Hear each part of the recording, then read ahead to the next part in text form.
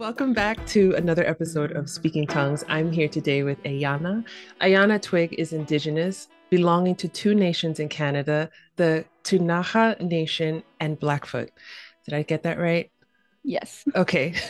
Aiyana grew up with the Ktunaxa Nation in Tobacco Plains. She graduated from university with a passion to revitalize her Indigenous language, Ktunaxa. Aiyana, how are you today? I'm doing really good, thank you. How are you? I am so excited to meet you, to talk with you, to learn from you. And I'm so grateful and so happy that you're here today. Thank you, me too. Yes. I like to start each episode with the same question, and that is, what is your first language and which languages have you learned to speak? So I primarily grew up learning English, but I have been learning my indigenous language, Ktunaxa, for the past 4 years now. Those are pretty much the only languages that I speak. That's great. So, tell us about what led you to that decision to start learning your language of Tanaja and what that experience was like and what that decision-making process was like for you. Yeah, so it's kind of a long story, but I'll shorten it up as much as I can. Okay. So when I was young, I was exposed to the language in my community. So just to just to explain, I grew up on the reserve in Canada. So I grew up very much around community, very much around elders. And so I was exposed to the language, I was exposed to our culture. But when I started school in kindergarten, I actually went to school in the States. So this is kind of confusing. So I grew up in Canada, but my community that I grew up in is only located about 5 minutes away from the Canadian US border. Okay. And it's also in a rural town. Like it's very it's not near any towns. So the nearest town in Canada to my community is about an hour. Whereas if you cross the border, it's only about 20 minutes. Okay. So we have this thing called J Treaty with the Canadian and US governments that was signed through the Indian Act, which basically allows Indigenous communities whose territory is divided due to the border, they're allowed to freely cross the border and live in the US like freely. Like I wouldn't have to get dual citizenship, etc. So when my mom was going to school, during her generation, they actually would go to school in the States because it was just easier for us to cross the border. It was closer that versus driving an hour to school. So then during my generation, we also would go to school in the States. So yeah, so I grew up in Canada. I crossed the border every single day to go to school. Okay. And the town that I went to school in was very small. And I'm going to be very transparent. It was very much a very white town. There was not a lot of diversity. So the only Indigenous students that went to the school was myself, my siblings, and like some of my cousins. So like a Oh, total maybe like 5 or 6 people. oh Um, wow. so when I started school, as you can expect, I experienced a lot of racism and discrimination just due to my background. Also due to the fact that I lived in Canada and was going to school in the US. So yeah, I experienced a lot of just alienation. And Hmm. when you're a child, it's really hard to experience that and understand what's happening. And all I really knew was that, people were treating me differently because of my skin, which was something that I never even thought of. And so throughout my elementary years from grades kindergarten to grade 4, um I I have eventually decided that I didn't want to learn the language or the culture anymore due to all of this racism and discrimination I was experiencing. So my mom, she actually would come into my class sometimes and teach the language to the kids because the school that I went to, they are still on our traditional territory as the Ktunaxa, but nobody really knows this. The school doesn't talk about it. Nobody talks about that. So she would always try to come in and teach people. And so when she first started teaching the language, I was so excited. I was like, yes, like, this is my language. I'm so excited that people are going to learn. But what ended up happening was people actually started kind of being very mean to me because I spoke this language because I was Indigenous and they treated me differently. And some teachers actually would talk to me and be like, well, why do you need to learn your language? Like, what is the point of that? You know, basically saying that I don't need to learn it. I only need to learn English. So, you know, being a young child, the only thing that I wanted was to fit in with my friends. I didn't want to be treated as an outcast or alienated. So I basically decided by the time I got into grade 5 that I wanted to not learn the language or the culture so I could avoid that alienation. And it was very hard because I remember going to my mom and being like, Mom, I don't want you coming into my classroom anymore and teaching in the language. I don't want to learn the culture anymore. Like, I don't want anything to do with it. And I know it was very hard for her because she always raised me to be very strong and to always be proud of who I was.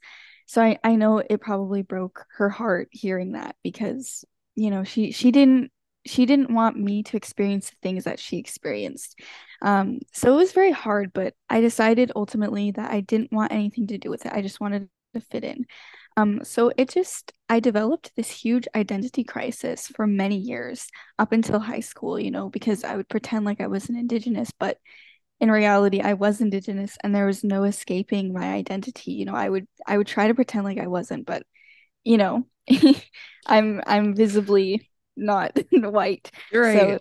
it was very hard throughout my time because, you know, it was like I was living in two worlds. That's kind of how I explain it to people.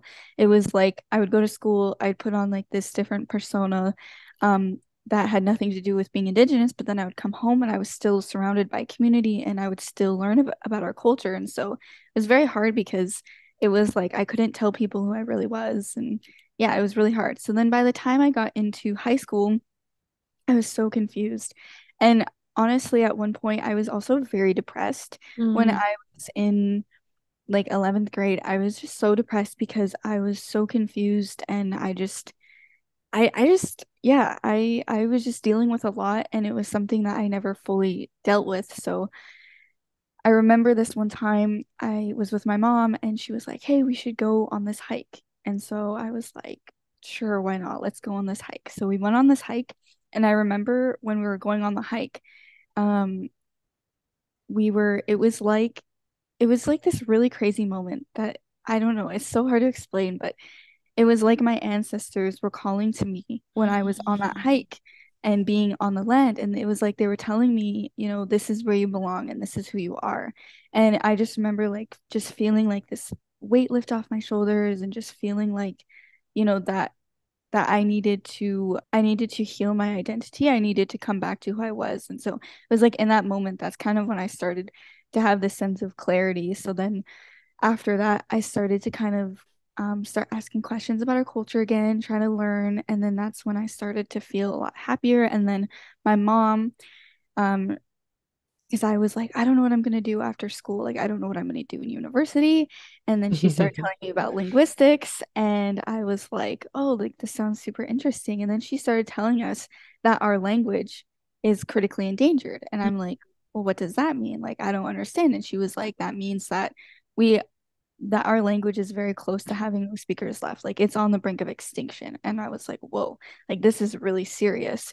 And that's when I started to realize the importance of our language and our culture. And that's when I decided in university that I wanted to study linguistics to support my community with language documentation. Because when she was telling me, it was like this light bulb went off in my head. And I was like, this is what I was meant to do. Like, this is what I'm supposed to do.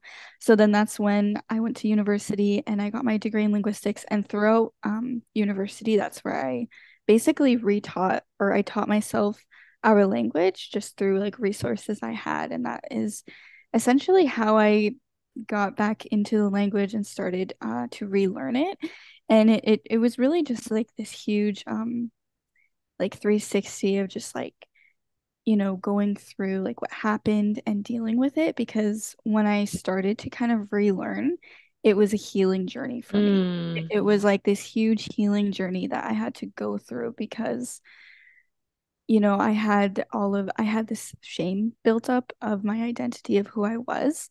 And it was something that I never really dealt with until I started to relearn the language and relearn our culture because that's what I needed. And so learning the language is really actually what healed me, and it healed my identity, and it brought me to where I am today to be proud of who I am and not feel ashamed anymore. Well, firstly, I want to say that I'm sorry that that happened to you, and I'm sorry that that happened to your mom, and that, you had to go through that. And the good thing is that you were able to reconnect and you were able to heal parts of yourself and able Yeah. to help your community. And I mean, this is why I make this show because I want people to feel like there's a safe space for them and to, share their culture, share their language without judgment and just Yeah. understand that like, we're all here together on this planet and there's no need for judgment and shame. There's no need for shame and I want people to feel proud and I want people to see the pride that others have in their language and I'm so thankful. Thank you for sharing that story and I think already like before we even talk I'm like you're doing amazing. You're doing wonderful Thank you. things and I think that's really terrific. I'd love to know about the language specifically and throw as many linguistics as you want to throw into this, but tell us about how the language is constructed, how it's used, how we form sentences. Is it gendered? Is it tonal? Is it agglutinative? Um, are there honorifics that we use when we're talking to elders or important people in the community? And, tell us how we use Tanaha. Yeah, so the first thing I want to mention about our language is, as I stated, it is considered critically endangered by linguists, which basically means that it is on the brink of having no speakers left. So we actually only have around 20 fluent speakers of our language left, which is it's alarming. It's very serious, especially because as each year passes, we have a fluent speaker that is passing because most of our fluent speakers are over the age of 60 and older. Mm, So it's very serious. And the Ktunaxa people, we have always been a very small nation as it is. We've only ever had around maybe like 1,000 to 2,000 people in our population. So that in itself already makes it more difficult to revitalize our language because we already don't have a lot of people um, or people that originally spoke our language. yeah. Another thing about our language is that it is a language isolate, which means that it is not related to any other language in the world that we know of. So it makes it actually a lot more difficult to understand our language because we can't compare it to any other language. Our language, I would say since the 60s to 70s has been on the decline where we have started to lose speakers. So I would say about in the 60s, I think we had about 300 fluent speakers, but today we only have 20. So there's been a dramatic decrease. Yeah. However, despite that, there are over 500 plus active learners who are trying to relearn our language, which I think is amazing. It Like it's is. yeah, it's amazing that there are so many people who have decided to take that first step in their learning journey and trying to relearn our language because it's very difficult and it's very intimidating to learn a language. And I praise everybody who is trying. So there is positivity despite our language being critically endangered. We have a Mm. lot of people trying to relearn our language. Ktunaxa has a lot of suffixes in our language. So most of our words are constructed through suffixes. So it can be hard for new learners who pick up the dictionary expecting what they see in the dictionary to be the way that they speak. Mm. In the dictionary, we have the most basic form of the word, but once it is used in a sentence, it changes as new suffixes are added depending on the sentence. Based off of this, Ktunaxa would be considered a polysynthetic language because we express a lot of meaning and have many suffixes in just one word. Ktunaxa uses a lot of glottalization and glottalized sounds. Part of our language is using that glottalization, which is very different from English, Hmm. which, happens in the back of our throat. And it's really important that people can pronounce these glottalized sounds because we can have minimal pairs, whereas one word might not have a glottalized sound. Like for example, Q. We have a regular Q, but then we have a glottalized Q. We have a regular N and a glottalized N. So in one word, like you might have a word that's spelled exactly the same, but the only difference is that N or glottalized N. So it's very important that people can pronounce those glottalized sounds to differentiate the difference between the meaning in the word. Do you Uh, have an example of how that sounds? yeah, so for the glottalized, I'll give an example of like the glottalized Q. It sounds like otsats. So it's otsats. So there's very like it's very much in the back of the throat. So that's how you would do it, the glottalized Q. But then a regular Q is just like it's a softer sound. So like hard Q is like, whereas a regular Q is just right. Then we also have like a regular P, which sounds like just a regular P in English, but then we also have a glottalized P, which is more of a harder sound, like ick, ick. And then we have hard Ks and regular Ks.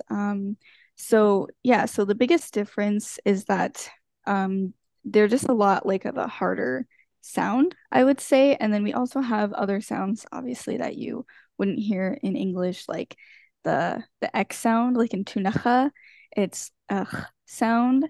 And then we also have something that we call the barred L, which is just like a sound. So, for example, shawiyash. So there's some sounds that are really important that we should be able to pronounce. And then I would say like we do use tone in our language, but not enough for it to be a specific like trait in our language. Mm-hmm. Um, the tone that we do use is very similar to English in that like depending on the sentence you might raise the word a bit if it's a question or you might have a bit of expression in the word. So for example, we don't have a word for like bigger or smaller. We just have big and small. So if you're telling a story and you're wanting to say something is really big, you would just really emphasize the word big. So the word for big is wishka. So if you're telling a story and you're talking about like a really big bear, you'd be like, wishka, like really big. Like, but you're not really saying it's really big. You're just really emphasizing that word to represent that it's bigger. And then like for the word small, I think the word for small is sakaguni. Sakaguni, I think is the word. Sakuni or something like that. So then you'd be like, sakuni, sakuni, it's really small. So that's kind of how we express certain meaning in the language through tone and expression, which is really important. Ktunaxa is not a gendered language. However, we do have one rule for gender, and this comes and you use the word for gender in kinship terms. So, for example, if I'm talking about my family members, like my mom, dad, grandma, sister, siblings, etc., I will use slightly different terms than a male would when they're speaking. So that's the only time that we use gender is between that. So a male will say the kinship might have a different word for kinship terms, whereas a female will have a different way of saying it. Oh, that's interesting. During like all of our other words, like our nouns and stuff, they're not gendered, they're just the same as it is. Tell me about the suffixes. Like, can you give us an example of how they work or how they're constructed specifically? Yeah, so there are so many suffixes that can mean so many different things. So I'll just give you an example. So Okay. we have specific suffixes to represent like if you did something with your hands or your feet or like a certain body part. Hmm. So um if you're talking about like a sentence that involves like your hand or your feet, like um I don't know, like put your shirt on or something like that. Like you have to have a specific suffix that relates to your hand and your feet. So it's very confusing because then it's like you have to make sure that you have that specific suffix that is representing that you are like, for example, if you're saying like put your shoe on your foot, you have to have the suffix for foot to represent that that's what it's doing. So it's really confusing in that sense, is that we have very specific suffixes for that. We also have suffixes like, for example, if you're just saying like any sentence, so like if I wanted to say I'm hungry, which is hunuwasni, ni at the end of the verb huas. So like that's where it gets confusing. So if I want to ask, are you hungry? I'm gonna say gin huas. Okay? Gin huas. Right. So huas is the verb for hungry. So huas is the most basic form that it can occur in, right? But Hmm. then when you say I'm hungry, you say hu nuasni. So huas then changes to nuasni. So the H changes to an N. That's just due to a specific rule in terms of um, the rule of when it's put into the sentence. And then ni is added at the end of the word. And that's to indicate that it is a statement. So that's just an example of how sometimes suffixes can work. We might add suffixes into a word to show that it's a statement or it's an occurring action. So things like that. And that's kind of when it gets kind of confusing. But that's essentially kind of how the suffixes work. It's becomes very confusing because there are so many suffixes that you have to learn in our language. Because like I was saying, at the end of that sentence, you add ni to indicate that it's a statement, but if you're talking in the past tense, you drop the N and it's just the I, so it's just E. So if you're talking about like I went somewhere, which is who tsinachi, wherever, tsinachi is so tsinach is like went, like going somewhere. And then E is indicating that it's a statement, but because it's past tense, you're dropping the N, you're just adding the I, which is still indicating that it's a statement, but you're just dropping It's the N. Yeah. right, right. So like there's those type of things. There's also like different suffixes that you will add depending on subject and pronouns. So like if you're talking about I or he or she. Okay, so here's an example. If you're talking about we, instead of adding like ni to the sentence, you're gonna add the suffix nasa, so it changes. So there's just so many different things that it's like, yeah, it's very confusing, but that's kind of how it works, I guess. This is so cool. Yeah. Written expression, like, is there a written history or has the history mostly been oral? And I guess now that we're in, the modern era, Mhm. is there kind of like a plan, or is there something that's been happening to kind of standardize like orthography or like the written language? Like, can you talk a little bit about that? I'm actually really glad you asked this question. So historically our language has been oral. So our writing system for our language was first developed in the 1960s, 1970s. So Okay. it was actually pretty recent. I would say like in recent years that we have now have had a writing system. So before that time, no, we didn't really have any documentation because we didn't have a writing system.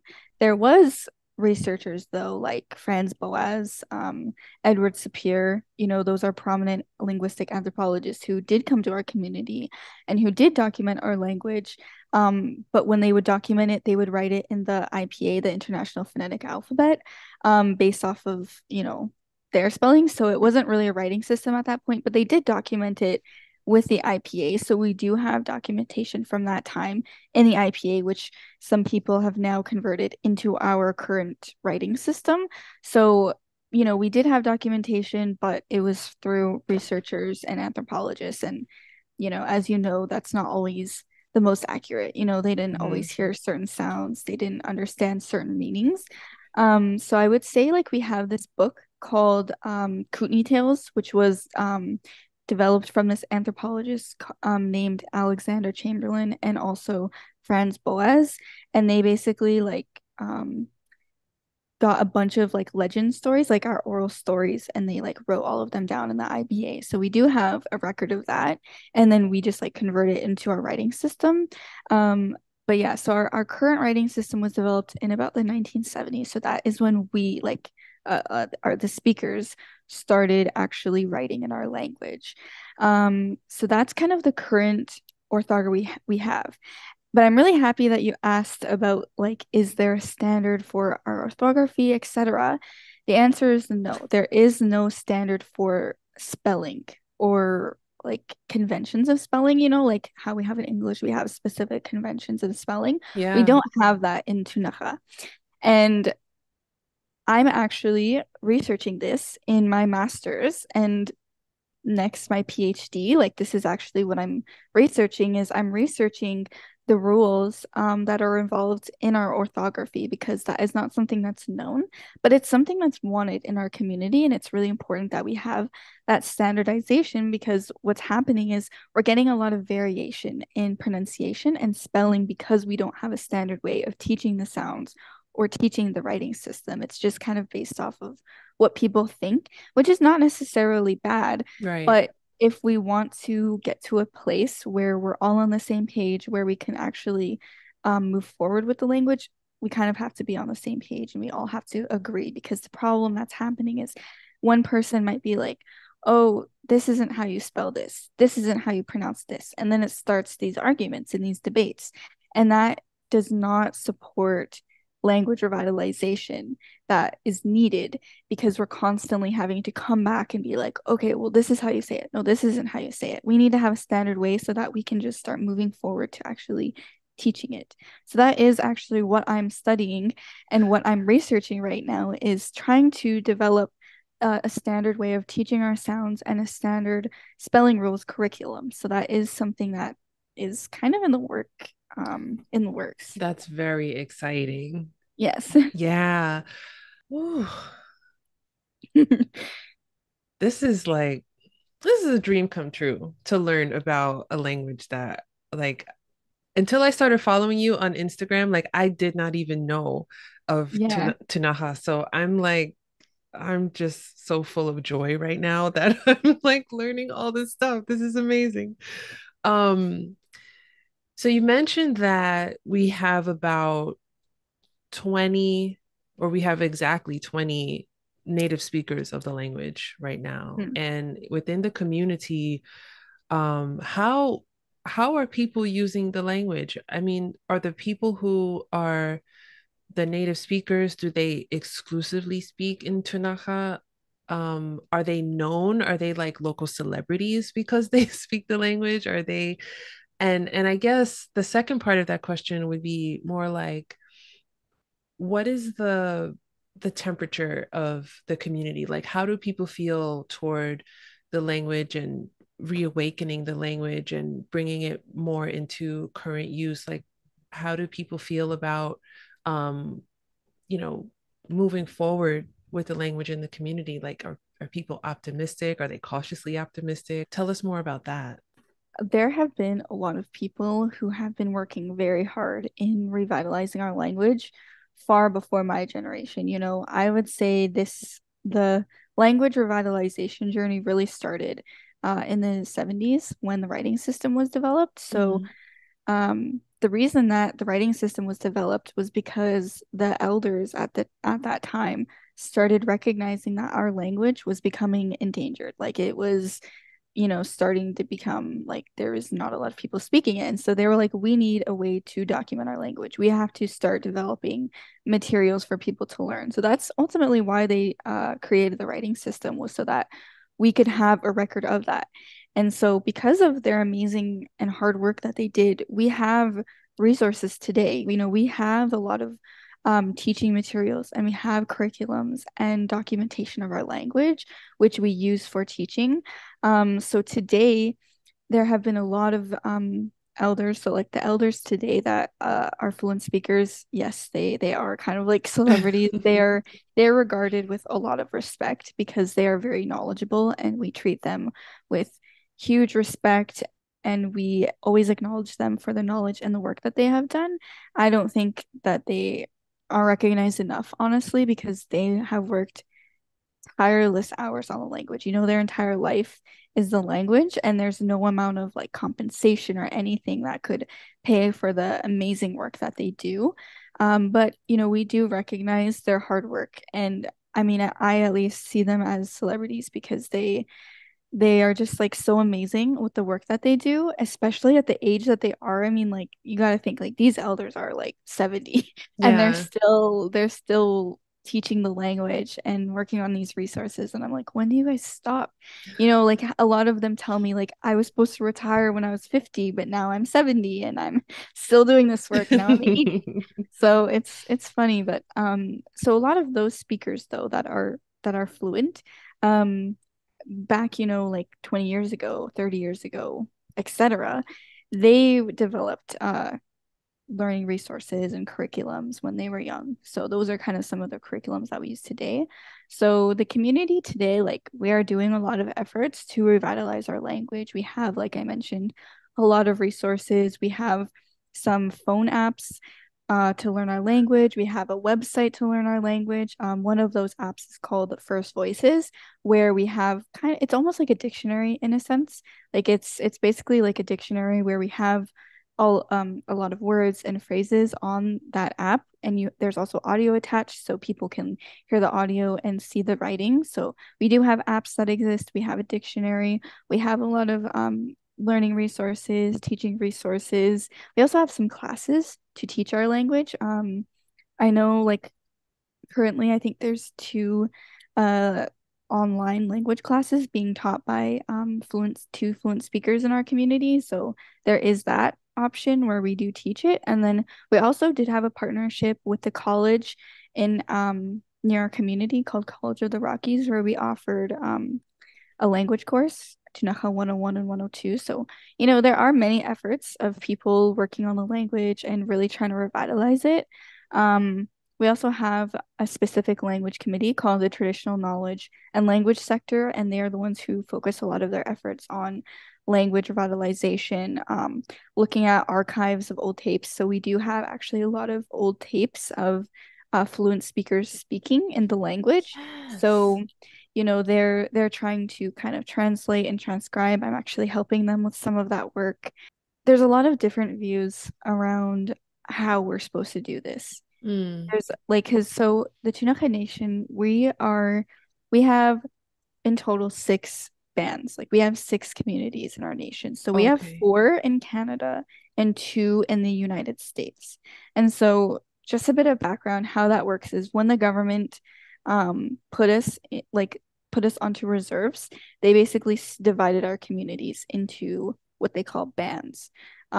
Or like communities. So we have four in Canada and two in the US. And how that works is each band is like is autonomous. Like they do their own stuff at the band. Like one band can't tell another band what to do with the funds that they get. So like some bands might prioritize language over other bands, for example. I see.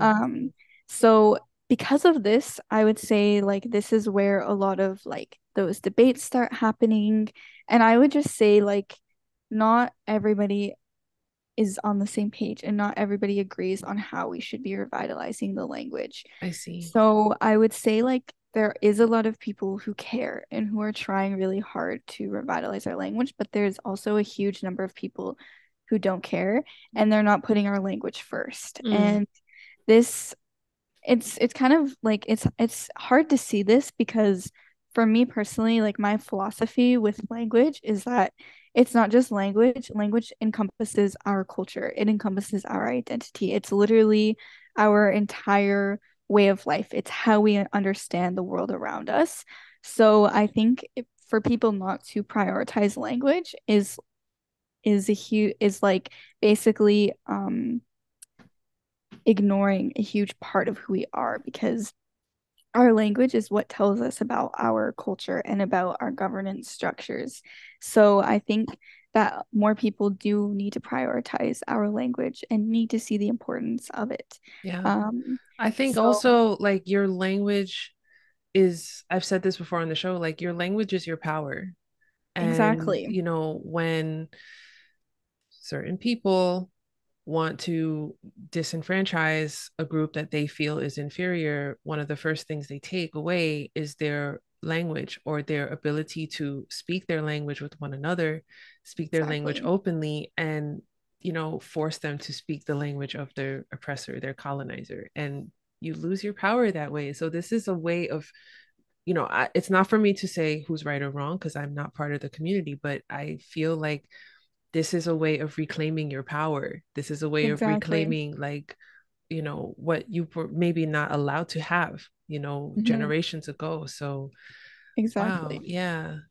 Yeah. So I just think like that we're just constantly having arguments and debating, and we need to come together and work together and just acknowledge our language for the beauty that it is and the power that it holds, because we're all trying to achieve the same goal. Like all of our Mhm. communities are trying to achieve the same goal of revitalizing our language. So we need to work together and put our knowledge and all of our skills together and all of the resources that we've built together so that we can actually start getting somewhere. Because the problem is, like, we have all of these amazing resources and we have these programs, but the problem is we're not developing new speakers. Like, we're not developing fluent speakers. Mm, Like, I don't know anybody who has actually like become a fluent speaker. Like that hasn't been from that first generation of speakers. right. And that's the problem that we're facing, is that we are not actually advancing. Like we are not developing fluent speakers. So like we need to come together and work together to figure out why that is and how we can actually start achieving that goal of having more language speakers. Because a lot of people say in my community, we have a lot of people who are speaking what they call baby talk, which is just like the basics. Like they don't really know how to form sentences. So how do we get to that next step of moving past that? Hello, language lovers. If you're enjoying this episode of Speaking Tongues, don't forget to subscribe, rate, and review the Speaking Tongues podcast on Apple Podcasts, and like and subscribe on Spotify and YouTube so that other language lovers like ourselves can find the show. If you've been a longtime listener of the show or even a recent listener, you can now pledge ongoing support for the show on buymeacoffee.com or on patreon.com. I would love to talk about culture. How have the Ktunaxa people been able to hold on to their traditions as their language has been slipping away? What kind of considerations, I guess, are made, when you maybe have a tradition, a ritual, anything really within your community, but you don't have the language to support that? Like how have they been able to hold on? I think in terms of our traditions, I think a lot of people, we've been able to hold on to it because those things have still been passed down, thankfully. Like although our like the oral transmission of our languages, of course, has been disrupted due to colonization and genocidal acts toward our language, such as Indian residential schools. But I would say, like with our traditional practices, I think that's still being passed down. Like that's something that like still has been passed down. Like for example, like how to tan hides, how to um smoke and tan hides so that we can make moccasins, or like uh buckskin dresses, stuff like that. Like those type of things, I think those were still passed down to the older generation.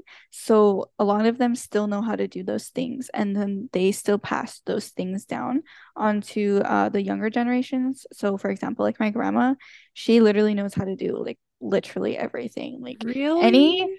yeah, like any question that anybody has about like some sort of like cultural practice or like the like medicinal stuff, like she knows it. Like you can just go to her and she'll be like, "Oh yeah, I know how to do this." And I'm like, "How do you know how to do this, Grandma? Like how do you have this much knowledge? I don't understand how you can have this much knowledge." Is she But writing this stuff down?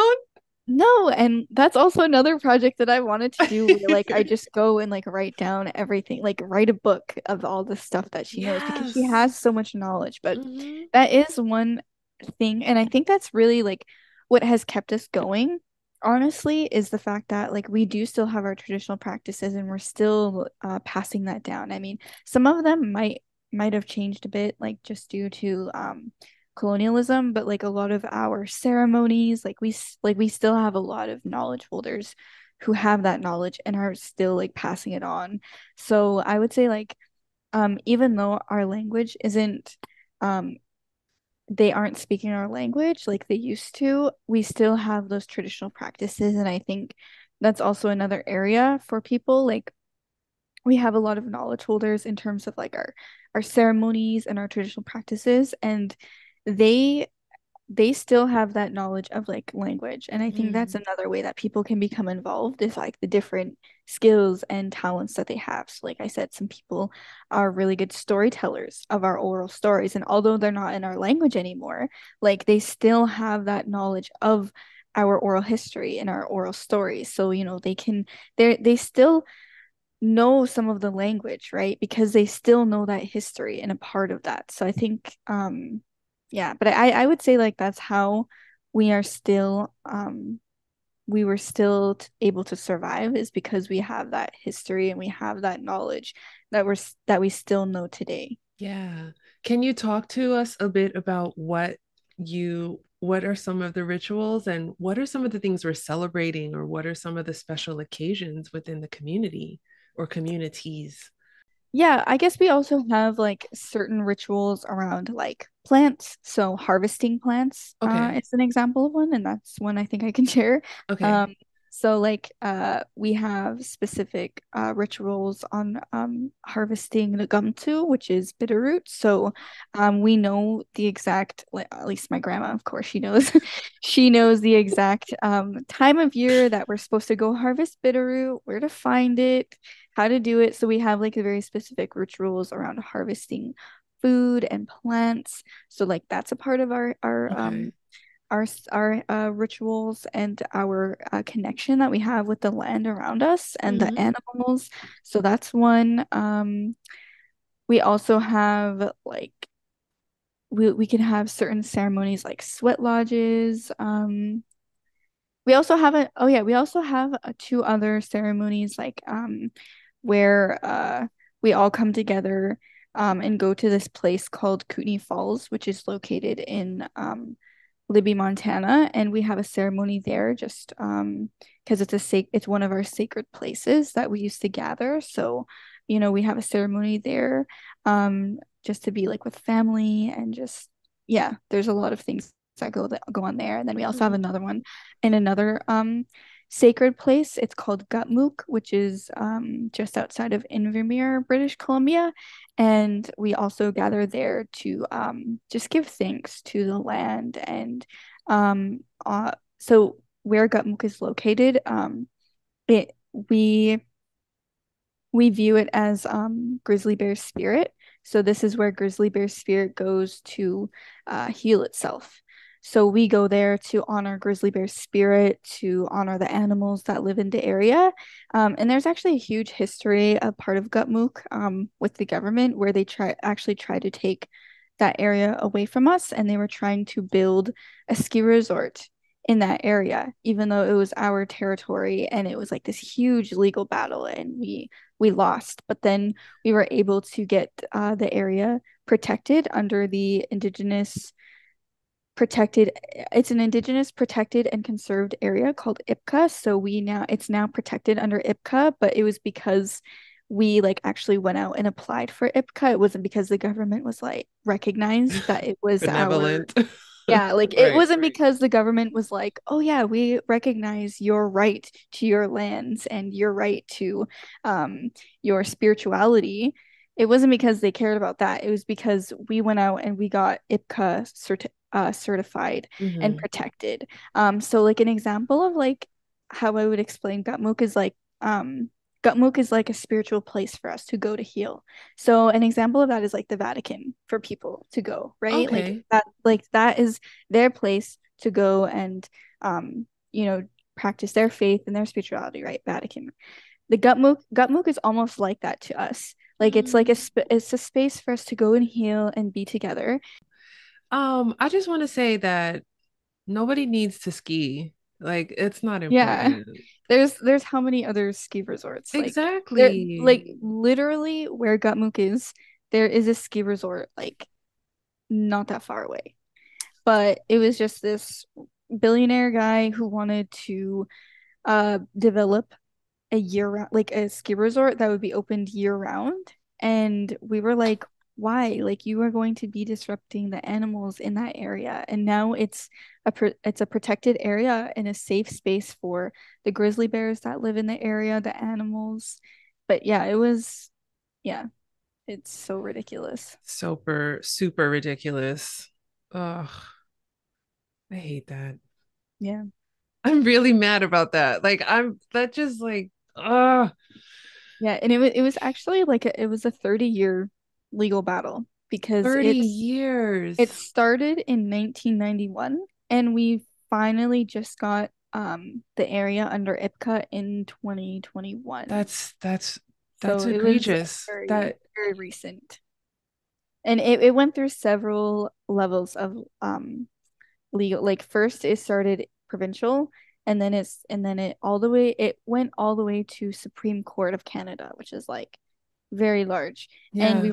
we were denied each time our rights.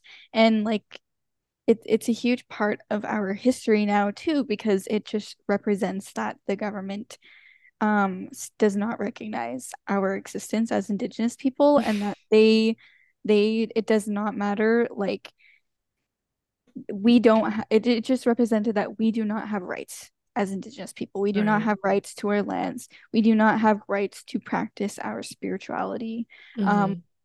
And it just represented that they actually don't care.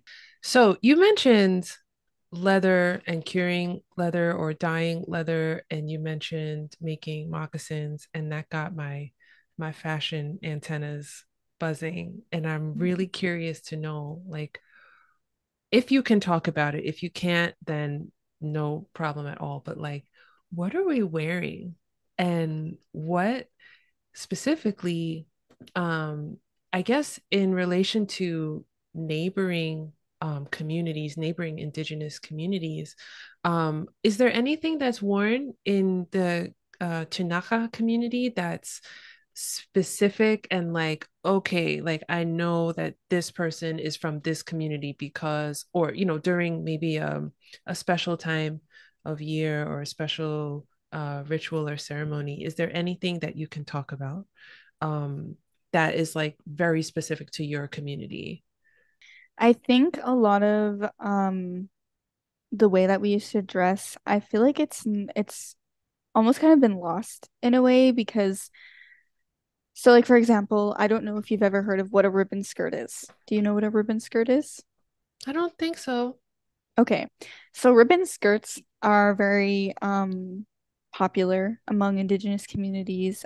It's a specific clothing that like kind of represents who we are. So like almost every Indigenous community, like we have ribbon skirts, and a ribbon skirt is like a skirt and it has these really beautiful ribbons on it. And like this is kind of like the fashion that a lot of Indigenous communities wear. But I was told that the Ktunaxa, like we never wore ribbon skirts. So this was just something that we had adopted. So I think for a lot of things that we wear, I'm not too sure like where it originated from or if it was just because like we've adopted it. Like I'm not entirely sure, but I do know that there are other communities like for example on the coast near Vancouver because like my community is located pretty far away Inland. from Vancouver. And so like the coast of Vancouver they have like very specific attire that they wear that is completely different from ours.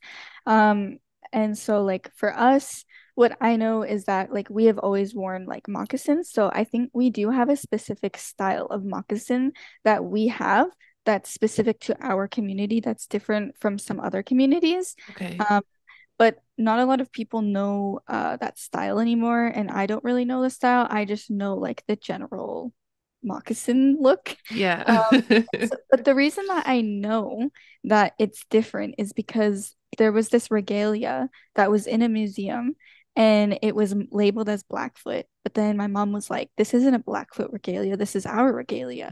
So that Mm, told me that, we must have it looks different than theirs because the moccasins were different. So there are some specific differences, but they're just not as known today in our community. okay. Um, I think that's, yeah, like that would be one thing that's a bit different. And then just in terms of fashion, like we have buckskin dresses. I actually have a buckskin dress. I have a picture of myself on my Instagram wearing it and also like a beaded tiara. And so the times that we would wear these back in the day, or even now. Like now today, like a lot of people don't really wear them too often. They might wear them for like a specific ceremony. Um, I was actually told that at least back in the day, if you because there's a difference between like a smoked buckskin dress and a non-smoked buckskin dress. So a non-smoked buckskin dress is just like white, whereas a smoked one is brown. It's tanned, obviously. And so I guess before you had gotten married, I think you would wear the white one. And then after you were married, you would wear like a tanned The one. tan one. Yeah, that's what I was told. Oh, Because okay. I remember when I had helped my grandma make my buckskin dress, some of the elders were like, kind of like making comments like, "Oh, you're not married yet," and like stuff like that. But yeah, and then also in terms of ribbon skirts, as I mentioned, although they were kind of adopted in our community, I was told that when you wear ribbon skirts, you should have a ribbon skirt specifically for ceremony that you only wear during ceremony. So I have like several different buckskin dresses that I wear. So I have one specifically that I wear like casually if I just wear it out or just wear it to like just certain like events, then I have a skirt for that. But then if there's one specifically for ceremony, I have that skirt specifically for ceremony. And then I have other skirts like for very specific occasions as well. But yeah, so yeah, I don't know if that really answered your question. No, it absolutely does. And I always think like for me, because I love fashion, I love what fashion says about a community, what it says about history. And, fashion is still in every part of the world. It tells a story. It tells a story Mhm. of people where they've come from, where they're going. It tells the story of their neighbors. It tells the story of, what they love and what matters to them. So it's important for people who are not part of the community and um, are listening to your story and listening to our conversation today. Um, what would be some ways that you feel people who are outside of the community can support the efforts of those inside of the community? Yeah, so whenever I'm talking about like language revitalization, I think that it takes everybody. Like it takes a global effort to revitalize Indigenous languages, right? Like there are so many Indigenous languages, and Indigenous languages are among the most linguistically diverse and rich languages that we have. Yeah. Especially here in Canada, like we have so many Indigenous languages here. And so one way that I always tell people that they can support Indigenous languages, revitalize their languages, first is through awareness. We need support from everybody. Like we can't just have only Indigenous people speaking up about the importance of our languages, speaking up about the fact that our languages are among the most critically endangered. We need non-Indigenous people especially to support us with that advocacy, advocating that we need Indigenous languages. We need to preserve them. We need to protect them, and we need their help advocating because this will also help, trying to get funding from governments to support us with these efforts. We need better funding from the governments to support with language programming, the development of resources. So, a way non-Indigenous people can help is by helping us advocate for those things. And also, I think specifically like in each community, I think non-Indigenous people that live in those territories can support those communities is by recognizing that they exist. First of all, this is the most important because it's important that they recognize that they exist because that is our history of that area. And I think another way that they can help us is by showing their support by learning like a phrase or a greeting. Because if you think about it, how many languages do you know how to say hello in, right? Probably many. Like, you probably know quite a few languages how to say hello. So why can't Indigenous languages also be a part of that? Why can't you include how to say hello in different languages, right? Like here in Canada, we have many Indigenous languages, but you go and ask people, do you know how to say hello in at least four different Indigenous languages? They'll tell you no. So I think one way that people can start supporting us is by learning a greeting or a phrase of an Indigenous community whose territory they live on, because that will be showing their support. and it'll be showing that our languages are important to also learn. Because I can't imagine if I was like in my like out in town in my community, like in Cranbrook or something, and I just heard somebody be like, "Kisukyukie," and I'd be like, "Wait, what?" You just, you know what I mean? Like that would be so cool, right? Like, so just learning those phrases, I think would be really important also for non-Indigenous people to learn, to show their support, to show that our languages do matter. So language advocacy, language awareness, and learning our languages is really important. And just learning the history of the Indigenous peoples whose territory you live on is very important because there is such a rich history here in Canada and also in the States as well. I mean, I don't really speak to the States because I don't live there now, but there's so many Indigenous languages in the States as well around the Absolutely. world that people can learn about. So those are some ways I think that people can support us in our Yeah. language And I, revitalization journey. and I think all those points are valid, absolutely valid. Can you please let us know where we can find you on social media and if there are any other resources that you want to share? Just let us know where we can find them so that people can start supporting the revitalization efforts.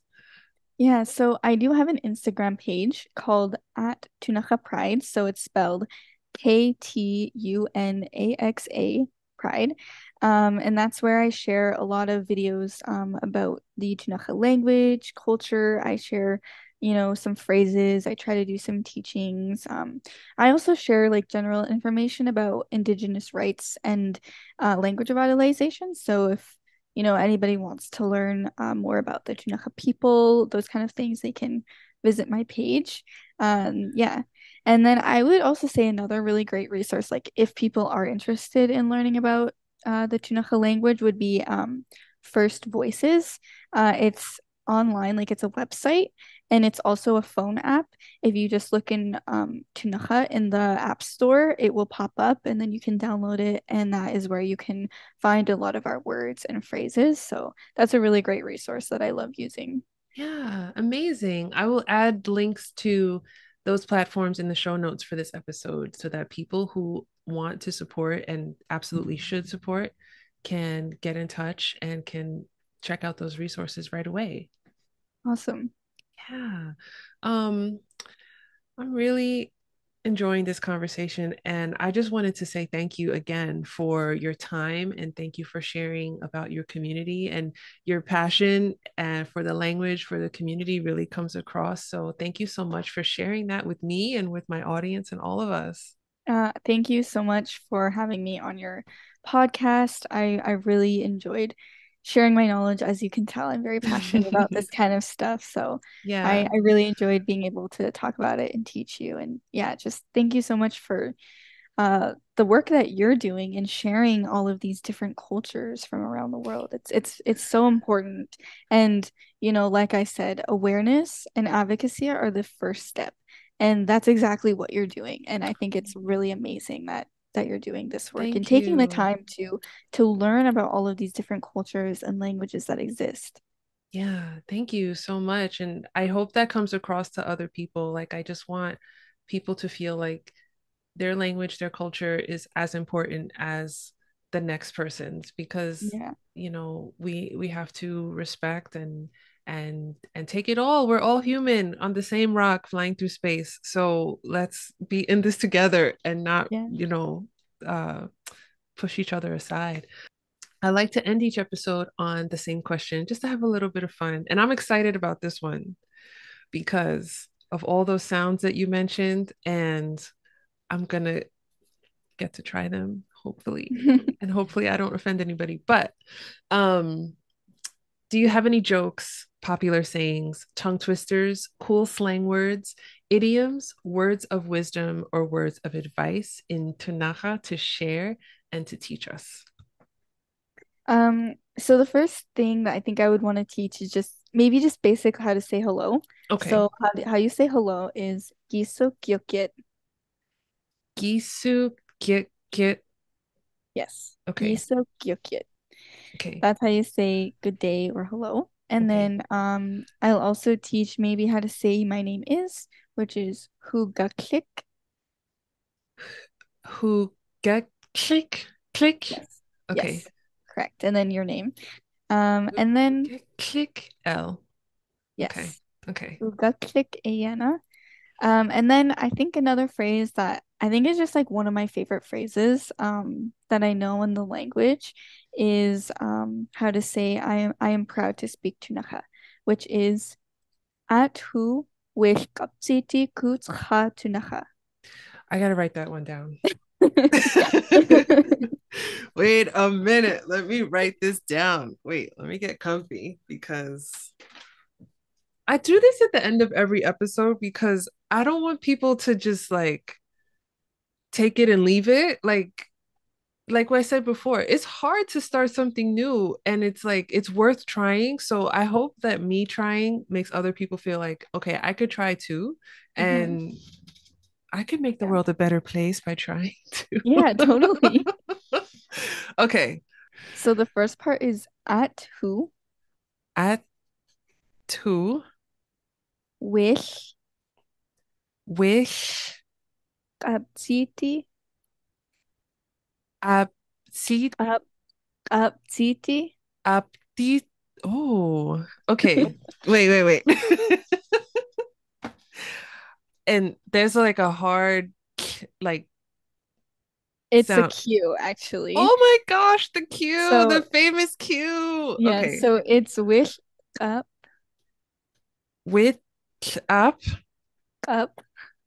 Oh, that's going to require more Yeah, practice. it's very difficult to make this sound. So I mean, trying is all that you can do. So up titi.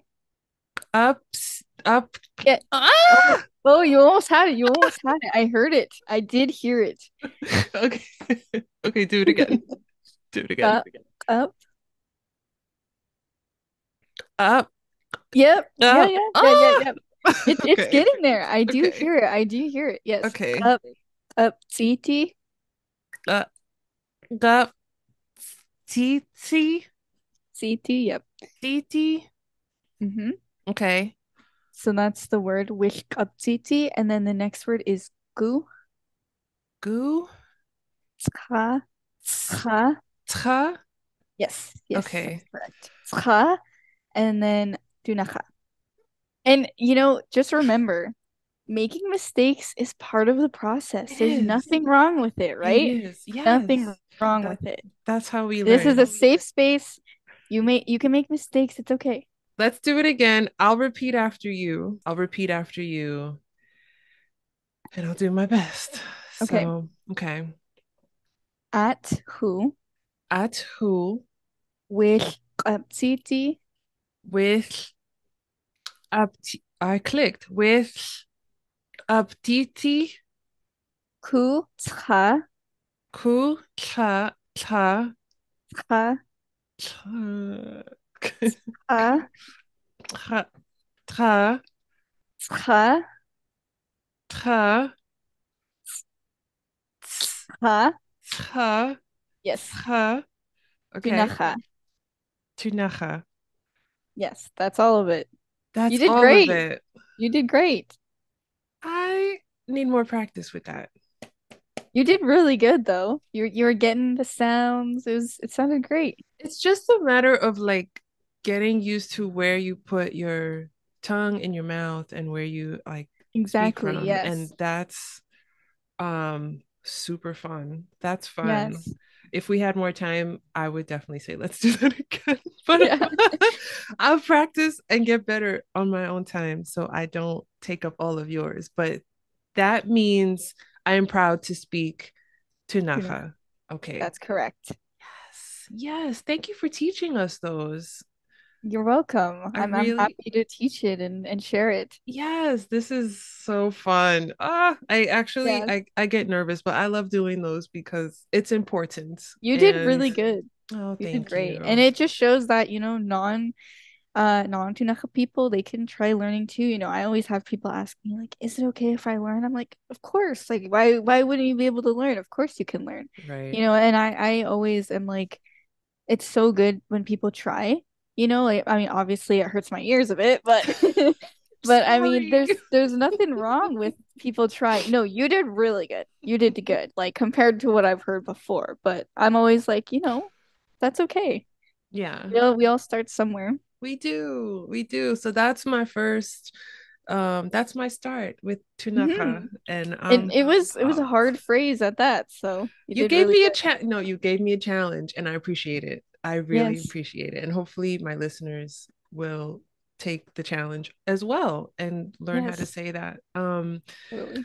Thank you so much again, Aiyana. This has been such an amazing conversation. I've had so much fun learning from you and talking with you um and and just sharing all of this. So I really appreciate it. Really quickly before I let you go, in this instance when you've been talking to someone and let's say you're in your community Mhm. and you've been talking to someone for quite some time, but now it's time to go home. It's time to move Mhm. on. What is the best way in Ktunaxa to say goodbye? There's two ways we can say it. So there's one way, the hard way. You can say "Dagba chutzpah opchnisni," or you can just say "an winnikit." What do those mean? They both So mean goodbye, but is there like more of a "Dagta chutzpah opchnisni" means like "see you later." It's like our phrase for "see you later." "Dagta" means later. And "an winnikit" is our closest phrase for bye, okay. mostly. So you can just say "an winnikit," bye. An Wuniket? Mhm. An Wuniket? Mhm. Ayana, thank you so much again for this conversation, and I'll be talking to you soon. Husokishkokani, thank you, Elle, for having me on this podcast. I really enjoyed talking to you. Bye. Anwanikit. New episodes of Speaking Tongues are available every Monday, 7 a.m. Eastern Standard Time. Don't forget to subscribe to our YouTube channel and to like and share episodes with other language lovers like ourselves.